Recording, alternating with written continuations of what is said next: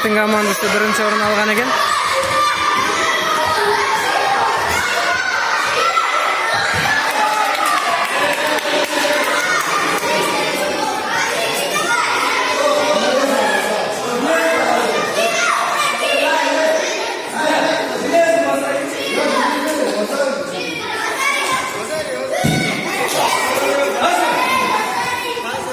Шыңғыс пен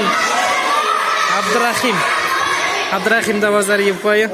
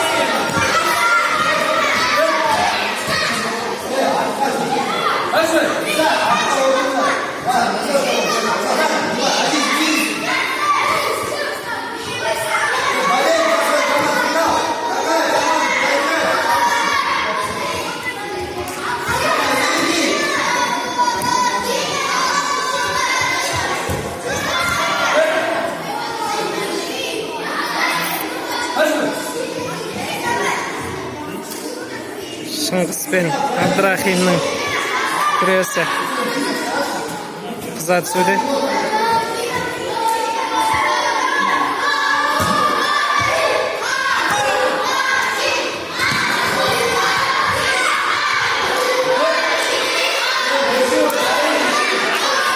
Күресте бір-бірімен күресіп жүрген, бір-бірімен белдесіп жүрген балуандардың жарысқа түсуі өте ұзаққа созылады. Себебі бір-бірінің қыр-сырын біледі, қай әдісі қай уақытта қалай жасайтынын біледі. Қарсыласы бір әдіс жасай, екіншісі оған қарсы әдісін дайындап қояды.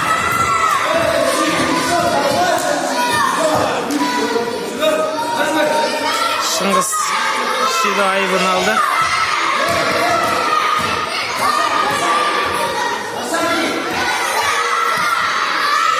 Абдрахим жамбас жасағысы келеді, оған Шыңғыс оңайлықпен бере қоятын емес.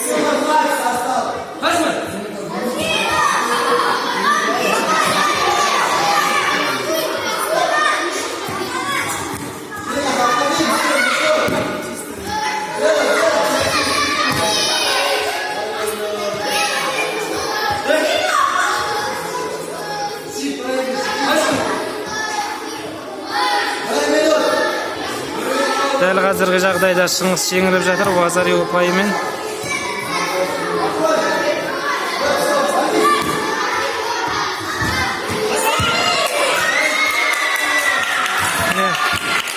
Вазаримен